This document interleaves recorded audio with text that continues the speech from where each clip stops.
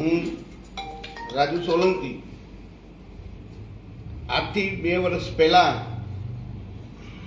જે ગણેશ ગોંડલ અને સંજુ સોલંકીનો જે ઝઘડો હતો એ ઝઘડામાં મેં 12 કલાક મથામણ કરી અને એફઆઈઆર દાખલ કરાવી ત્યારે એક પણ સમાજનો આગેવાન મારી સાથે નહોતો.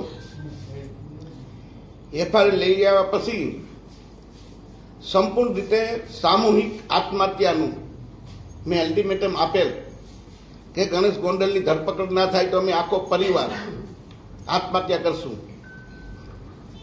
એ આત્મહત્યાના સામૂહિક આત્મહત્યાના પ્રેશરમાં આવી સરકારશ્રીએ ગણેશ ગોંડલની ધરપકડ કરી. ત્યાર પછી હું રાજકોટ આવેલો, મારી બીપીની દવા ચાલુ છે. દવા લેવા આવેલો મને અમારા એક આગેવાનનું જે દેવદાનભાઈ મુસળિયા છે એમનો મને ફોન આવેલો કે મને અનુરૂપસિંહ બાપુનો ફોન આવેલો છે અને આપણે અનુરૂપસિંહ બાપુને મળવા જવાનું રીબડા છે. ત્યારે હું રાજકોટથી રિટર્ન રીબડાની નજીક હતો ને મને ફોન આવ્યો એટલે મેં કીધું હું અહીં રીબડાની બાજુમાં જ છું. ત્યારે યોગેશ ભાષા, પિન્ટુ બગડા અને દેવદાન મુસળિયા મને અનુરૂપસિંહ બાપુ પાસે લઈ ગયા.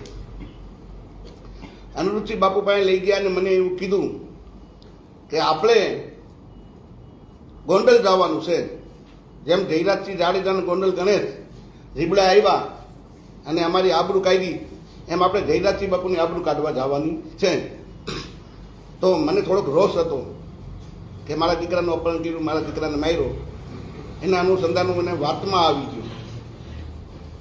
લડાઈ ગોંડલ બીચ રીબડાની હતી. આમાં દલિત સમાજને કાંઈ લેવા દેવા નહોતું, પણ દલિત સમાજને ક્યાંક ને ક્યાંક દલિત સમાજના 2-3 રાજકોટ જિલ્લાના આગેવાન, 2-3 જુનાગઢ જિલ્લાના આગેવાન આખા સમાજને ગેરમાર્ગે દોર્યો.